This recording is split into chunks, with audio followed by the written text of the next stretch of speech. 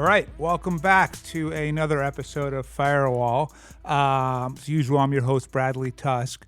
This is the third time we're trying out this new format, so I'm here with Hugo Lindgren and Maura Anderson, and we're going to talk about the Obama book. So we've tried this out a few times. A couple times, I think people really liked it. One time, I think I got spiked in editing because it didn't work. So still an experiment, but hopefully one that you guys are enjoying. So Hugo, Maura, welcome. Thank you. So we all read the 757-page tome from President Obama. We did. And so, Bradley, this was, I'm going to say this was my idea that we all read this book and talk about it because it felt like a thing that like only the professional reviewers and professional political people were sort of indulging in or doing. So us normal people decided that we were going to read it. Well, by the way, I'm on a text chain with our friend Howard and a few other like top political consultant types. And over the week, I said, anyone else going to read this? And they're like, no. And I was like, really? Like all four of you make your money in like working in democratic politics. And yet even they were like, I'm not reading Wait, this. why do you think that is? I mean, it does seem true that I was actually going to look this up, but they got $60 million for the two books, right? Or the three books.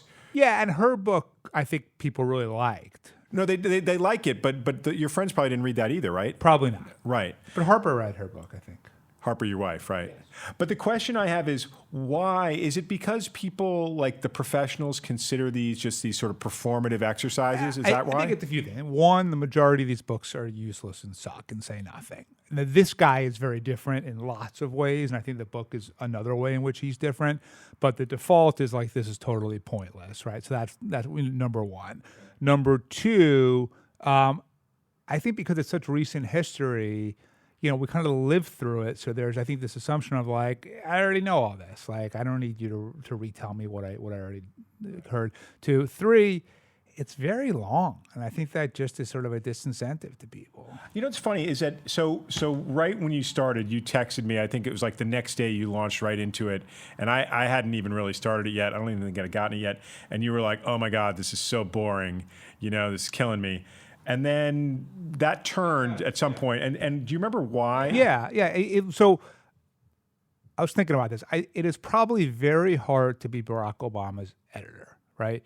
He's the president of the United States, an incredible writer, brilliant man, and used to everyone just saying yes, sir, to whatever he wants.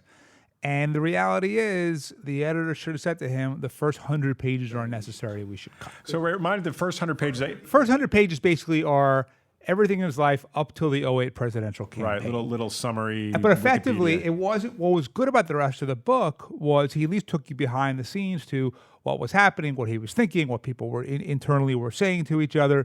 Whereas the first 100 pages were literally like, previously, I'm Barack Obama. He's like, I grew up in Hawaii. I lived in Indonesia. I went to Harvard. And it's like, we know all this. You're like the most famous person in the world, like one of the top 5. It was nice for me to have because I was in middle school when all of this was going on. So I liked those first. That's fair enough. So I guess the question is, how many people will have not read Dreams from My Father, which is a legitimately great book that he wrote about his childhood. But, in a book that's this long, adding in 100 pages that are just not that insightful or interesting, I think is really difficult. And I wonder if I wasn't recording a podcast with you guys about this, I don't know that I would have survived the first 100 pages. Yeah, even though I'm glad I did. But I think to Maura's point, I think it's true that he wanted to be sort of comprehensive. There was definitely a strategic choice there of like, hey, I'm not going to leave anything out. This is going to be, you don't have to have read the other book. You don't have to have really, he definitely has history in his mind. He is his own Robert Caro. Oh, wow. I don't know about that. But in a more favorable way. Well, the problem, okay, so I guess we can launch right into I had this weird experience where almost every part of the book annoyed me in some significant way, and yet I got to the end of it and I felt kind of satisfied. But one of the many things that annoyed me that was obviously another strategic choice of his was that he's just so unbelievably charitable to everyone he encounters in the book. Even Boehner and McConnell are like, I mean, he says some like complicated things, but like, or critical things, but kind of giving everybody the benefit of the doubt constantly. Yeah, on the flip side, he's not bitter, which is unfortunately a personality trait that does emerge in a lot of people once they leave office, especially if their legacy is not what they wanted it to be. Two, he's a really, and the book shows this, a really nuanced thinker and a really big picture thinker, and I think is able to understand that most things in life are nuanced and gray, and no one is all good, no one is all bad. And I think he has an appreciation for that I really kind of appreciated and respected. Maura, let me ask you a question, actually. So you didn't find that problem with the first 100 pages, but what was as someone who was younger during at least the early part of his well, you were younger the whole time, but what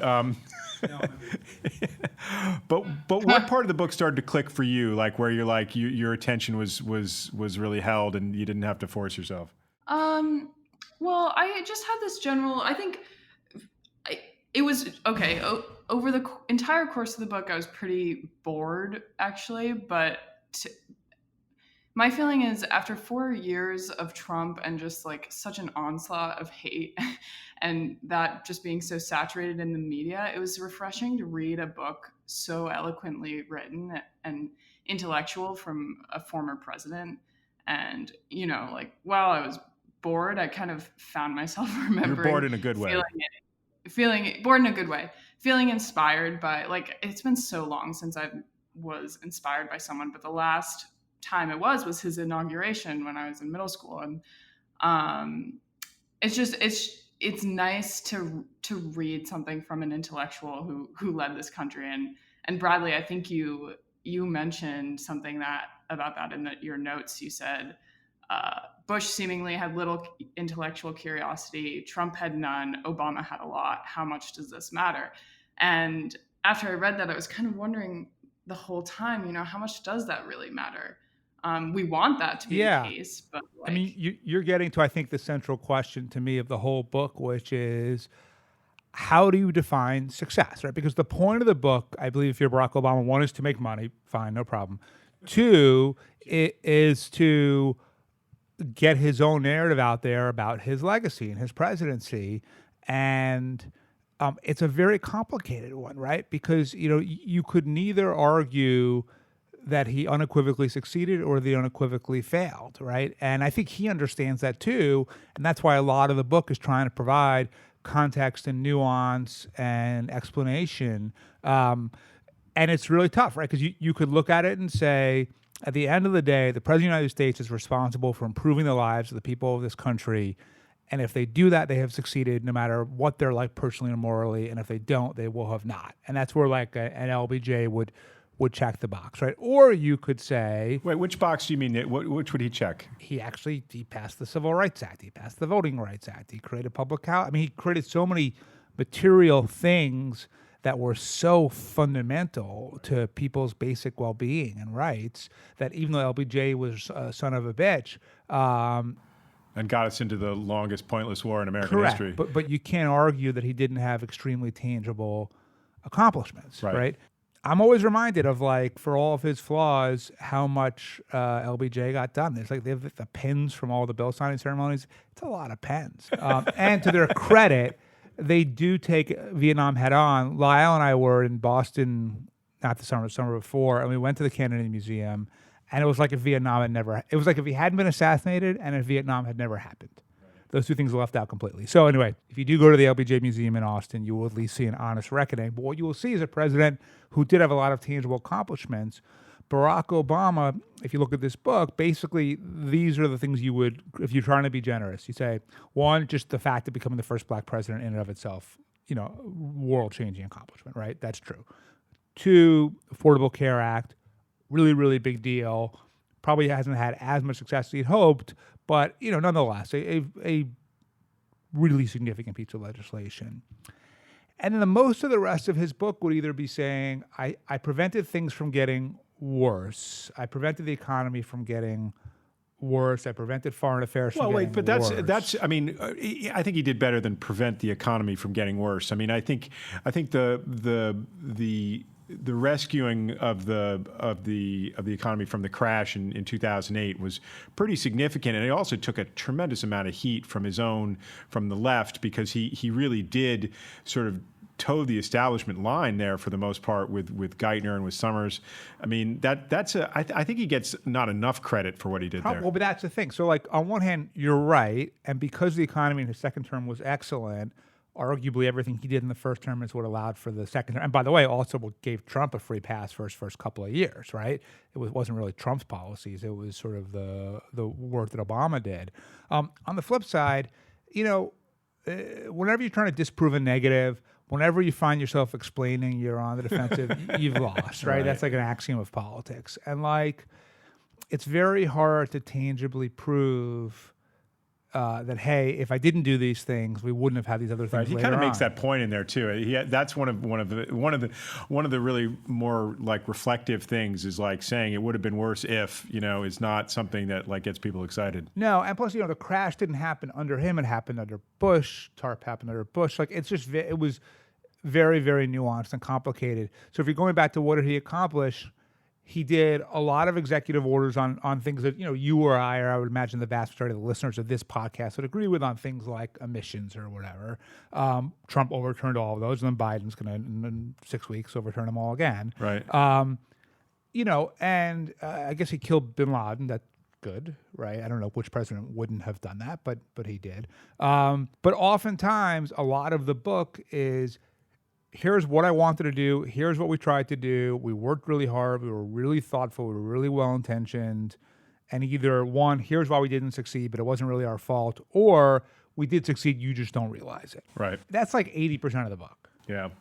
Although it obviously ends with bin Laden, which is kind of weirdly exciting to read again, even though... Maybe we want to watch Zero Dark 30 again. Did he reveal anything in there, though, that we didn't know? I was thinking about this... The big question of like, did they get any usable intel from the torture? It's been like this big thing hanging over, and he basically breezes past that and offers nothing. If they did, he didn't acknowledge it. Yeah. So what that probably means they did, right? Like he wouldn't want to admit to it. Maybe. It's look, he's a great writer. So look, I don't see. You don't think so?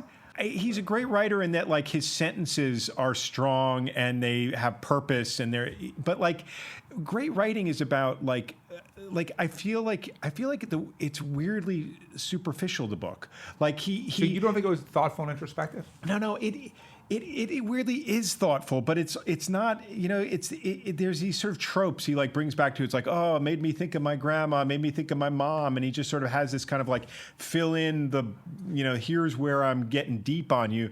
But it doesn't really, and he's beautiful on the subject of his wife. He's constantly and very consistently like admiring of her and grateful to her. And I feel like those are really authentic sentiments. There's nothing phony about it at all. But they're also kind of like the same every time, like, oh, Michelle was great again, and you're like, okay, I get it. But like, obviously there's a lot more texture to that relationship than he's willing to like sort of let us in on. Yeah. But I think a great writer ultimately has got to let you in on it. Like, and if you're not going to, then I don't know how much props you get. Well, I guess the question is, writer. Does he, so we have a president right now that is constitutionally incapable of admitting fault or responsibility for anything, accepting responsibility for anything, right? Obama, in some ways in the book, does take responsibility for failures. And the question is it a book where someone is truly owning up to what didn't work, or is he doing it in a very selective way to be different than Trump, but at the same time not really revealing anything that went wrong? To me, the most telling line in the entire book, and he glossed over it, was when he said, I should have told Harry Reid to get rid of the filibuster. It's like, and it was kind of one line, but it's like, dude, this is why we didn't pass climate change reform, guns, immigration, school. Like, so many things did not happen because of that decision you made to be passive, right? Right. But he doesn't come back to it or really even spend any time dwelling on it, does he? At the same time, it's a pretty good realization. And in fact, if you think about what's coming ahead with Biden, in a lot of ways, Biden seems like Obama 2.0 in terms of the types of people he's appointing to office. But I think that because he spent so long in the Senate and then he was in this White House, I think he will know better than to assume that you can get deals done with the Republicans, and he will push as hard as he can to either do stuff without Congress or try to jam McConnell or whatever else. So let's talk about some characters in the book. Maura, what we were discussing this before, and Maura's at a little disadvantage here because Maura's in Brooklyn and Bradley and I are in the same conference room in Manhattan. So she's sort of probably sitting there thinking like, oh my God, I have something to say, but these guys won't stop talking. Maura, we talked about some of the characters. You want to talk about the character that you found most interesting in the book and bring that up. Well, before reading this book, I knew a little bit about Rahm Emanuel.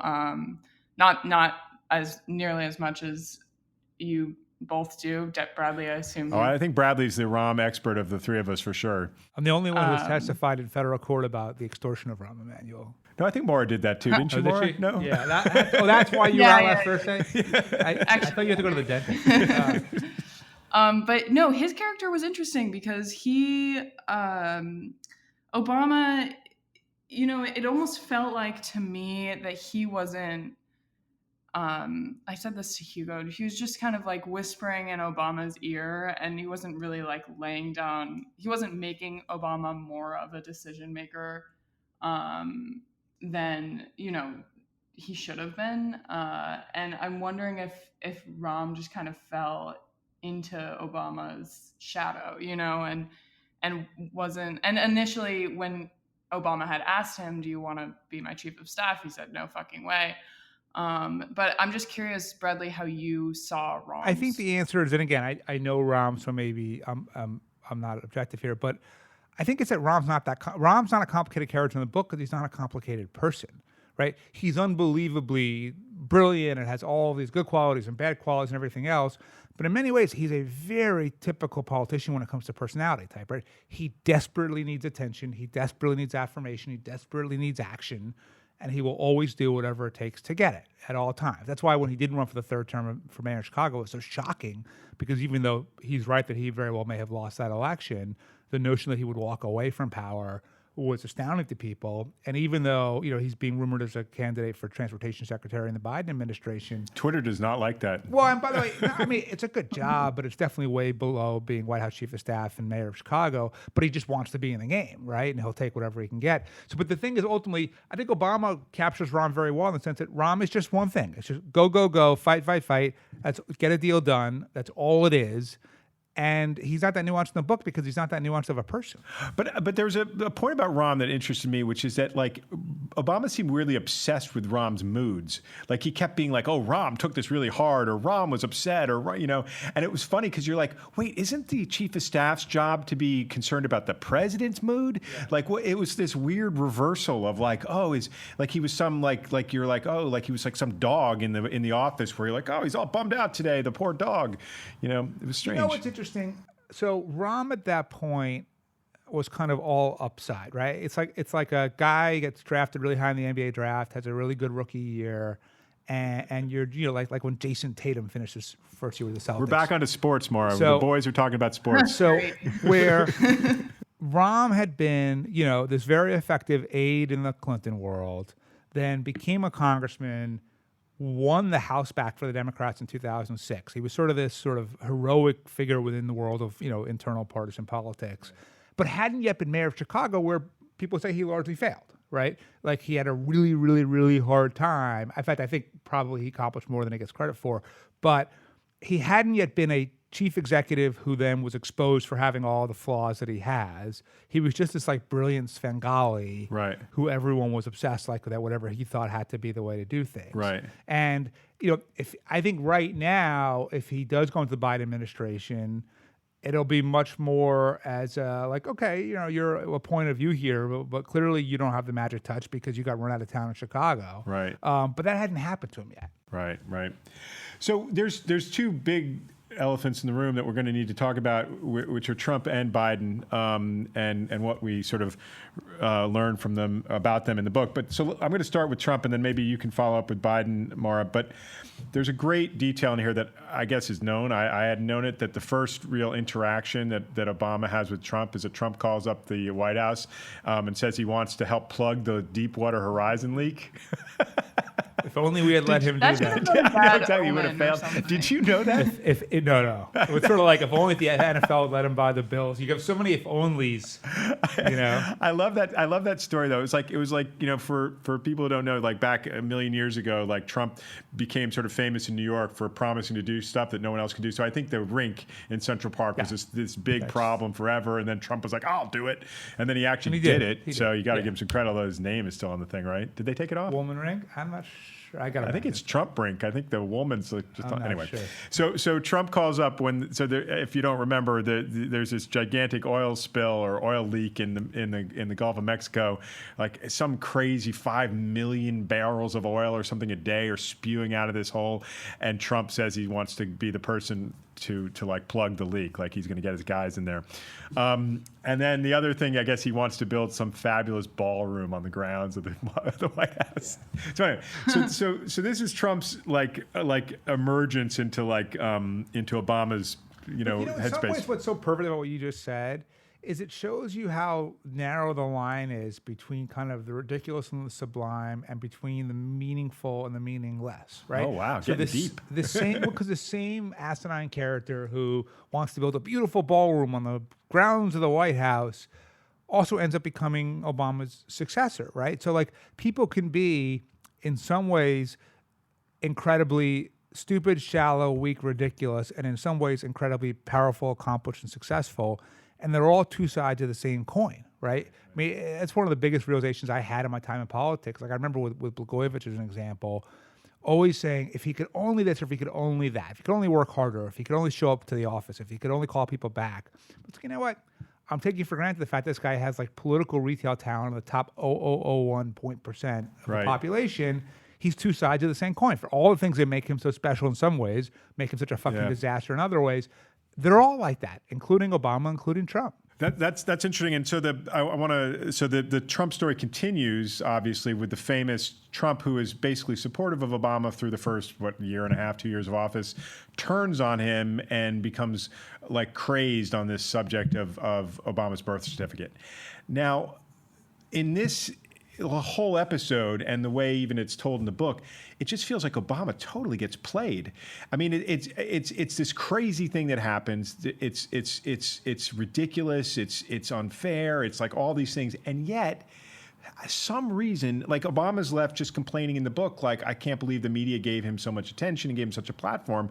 How would you, Bradley, well, there's two ways to look at this, right? Okay. So one would be to say, what else could they have done? And I was thinking that as I was reading it, because, having spent a lot of my career sort of a, advisor inside of government and campaigns. Also like a crisis type manager, so right? like what, so like what, and by the way, it's not clear because, it was this incremental creep. The story kind of kept gaining more traction. He's trying to run like literally the country in the free world. And he's dealing with this distraction. And he does eventually just produce the birth certificate, which I guess to some level puts it to rest. Although not really.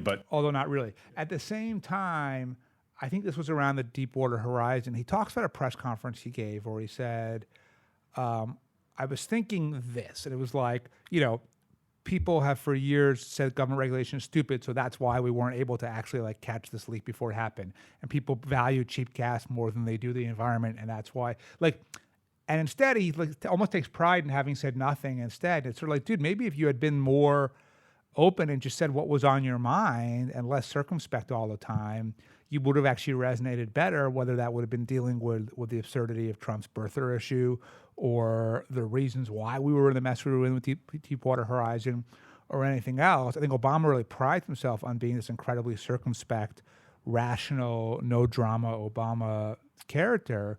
But I'm not sure ultimately it served to his benefit. So maybe the answer, if I was inside the White House, was clearly there's a happy medium, because now, I mean, the past 4 years has been a president that has spoken his mind way too much. Yeah, but so what, right?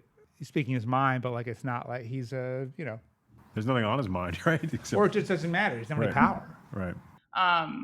There's a bunch of, I have a bunch of ideas on what perhaps the Biden administration will look like in relation to Obama's. And I keep feeling like it'll just be almost an 8-year or 4-year, Biden's obviously really old, repeat of Obama's administration. What do you think about that? broadly. No, well, I mean, look, the biggest similarity, other than the fact that, a lot of staffers from the Obama world will probably pop up again in Biden world, is Mitch McConnell, right? So one of the biggest themes of the book, not wrong at all, is that Mitch McConnell is a evil genius. His only goal was to obstruct. He did that incredibly well, and as a result, once Obama lost the majority in the Senate, the Democrats lost the majority in the Senate, he was effectively handcuffed the rest of his presidency. McConnell is at least going to be majority leader unless the Democrats take both of those seats in the Georgia special elections. And yeah, Biden may be better equipped to deal with him, but McConnell's not going to be any nicer to Biden than he was to Obama. So in some ways, the question for Biden is, what did you learn from those 8 years and that experience that will allow you to do better? Because if Biden's answer is, well, I couldn't do anything because McConnell had the Senate and he was in the way the whole time, I'm like, who the fuck needs you but as McConnell president? didn't have the right? Senate. I mean, they had 60 votes. I mean, this I is know the those part that first few drives me years. crazy, Right. though. Like, I was like, how, like, thinking about the Biden administration, I'm like, whoa, they had 60 votes in the Senate starting out, and they had a guy, the vice president, who was like Mr. Senate. Yeah, master of the Senate. And look at all the problems they had. Like, what's It's hard. I mean, to a certain extent, the Democrats eat their own, right? And you'll see that happen now where there was even some piece in the Times today about someone Biden appointed to something and the left he's not progressive enough, and they're all going to do that. So there's that. But in reality, just take it back to Biden for a second. Okay, we know that, assuming that Georgia doesn't change the Senate majority, we know that McConnell's in charge. We know he's terrible. We know he's really effective. We know all of this, Biden. Right. So you spending 4 years trying, failing, and then writing a book like this, laying out all why it's not your fault, in some ways now is inexcusable because this is all now foreseeable. Right. So knowing that McConnell is an amazing roadblock, what are you going to do to get shit done? And like, in some ways, I think the pressure's on Biden even more than Obama because now, like with Obama, at least he writes about he thought maybe he can get Chuck Grassley to support this thing or, this Republican to support that. and they're Susan trying Collins. they're trying to get Lindsey Graham to play ball on the climate stuff, and you're like, give me a break. Right. But now it's like, okay, we know for a fact that none of that worked. McConnell does not lose his members. So therefore, what are you going to do about it? And I think in some ways, the best way to judge the effectiveness of the Biden presidency will not be whether the tone is more civil than it was under Trump. Of course it will be, right? I hope But so, yeah.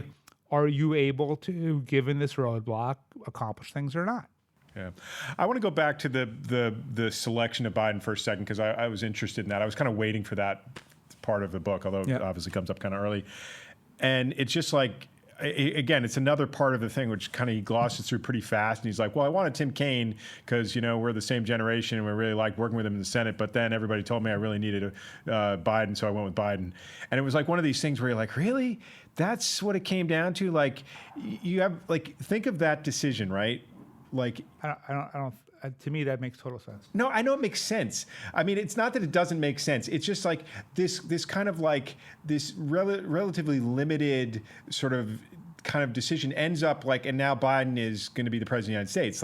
Like there's not. It's in some ways the biggest decision that Obama makes, right? Yeah, but no one in that moment looks at it that way.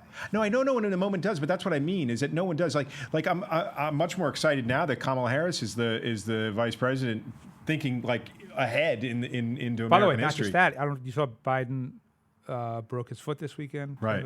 If he breaks a hip, it's all over. What do you mean over? I mean, whenever you hear about old people, when they tell you like if they break a hip, somehow they don't come back from that. Oh, I see what you mean. Kamala Harris could be president before we know it. Well, I guess, but I guess my point is that so this incredible, thoughtful president who really wrestled with all the big stuff, like just sort of thinks, okay, we're going to have to take this guy Biden, and that ends up being kind of the inheritor of his whole thing. It just feels like Except it wasn't set up to be. It was set up to be it Hillary. wasn't set up to be. No, but I mean, and look, this is somewhat Obama's fault. A lot of it's Hillary's fault, not Biden's fault. But in some ways, the deal was, I'll set you up for 2016. I'll make you Secretary of State, and you'll kind of walk into the job. And then they all fucked it up, and that didn't happen. So I don't know that he ever expected Joe Biden to succeed him. No, I think he didn't, but still, by not making a better decision there, that's where we are. And I guess that's my point: is that it doesn't, like, in retrospect. But you think Biden was a bad choice? Well, I feel like I wish there was a better candidate or a better Democrat like coming into office right now than a 78-year-old like. Yeah, maybe a younger candidate. But okay, until Mike Bloomberg ran for president, everyone said, "Oh, if we only had Bloomberg, a guy who's really independent and really knows how to manage stuff." And the minute we entered the race, we got our fucking asses kicked, right? So like everyone is great until all of a sudden they're presenting themselves as an actual candidate for votes. But I never thought Biden was great. Like I thought he was right. Did you ever think like, oh God, thank God in 2016 there was a lot of like, I wish Biden would get in the race, or when it was early 2019 and Biden hadn't yet declared, and it was like Sanders, Warren. You're like, yeah, I really hope Biden runs. So. Yeah, I mean, I just think that the backup quarterback's always the most popular guy in town. And like, sorry, more sports again. But I don't know. I'm not this sad. It's like if I do. Moore, by the way, is a bigger athlete than either me or you. That takes very little to be a bigger athlete than me. But yeah. But like, if you go back to the Democratic primary this past year, and you said, okay, Hugo, pick who you want to be the president out of this group. I can't imagine you would have gone through that many choices before you landed on Biden. I guess you're right. I want to ask you though. So, I don't know to what extent this is known. You probably do know. So in 2016, Obama has to go to Biden, or 2015, and say you can't run, right? That's the presumption. Do you think that happens? Is there a conversation where, or is it known they don't actually have to have that conversation? I mean, I think it was probably more in the absence of, hey, if you run, I can't endorse you in the primary. So it's not you can't run. And by the way, if you look at the way Obama kind of thinks based on the book, I don't think it's necessarily even his nature to tell someone you can't run. I think it's I owe Hillary, and therefore if she runs and you run, I'm going to stay neutral in the primary, and you can't win without if I don't endorse, if you spent 8 years my VP and I didn't endorse you, that's a kiss of death. And so I think it was more the absence of an endorsement than it was necessarily like you absolutely can't run. Because Obama spends a lot of time, you think about in the book, talking about, and it's sort of fascinating, it comes from Chicago politics, right? Because in some ways, he is very of that world, and in some ways, he's very removed from that world. But he complains a lot about ward healers and ward bosses and aldermen and power brokers and all that stuff, and distances himself from that kind of behavior. That's what the guy, that runs the 3rd Ward in Chicago, whatever it is, would say, you can run for state rep in Springfield, you can't, right? I don't think Obama, behaves that way. Now, Maura and I talked about this, that we were going to try to keep this to our standard 20 minutes, but we're at 33 minutes right now. So Maura, is there something, do you want to look at the notes and make sure there's not anything on there that we want to wrap up with? I guess I think a good place to close off would be like, what does this book actually tell us about the role of the president of the United States? And even Obama himself admits how fragile a presidential legacy can be.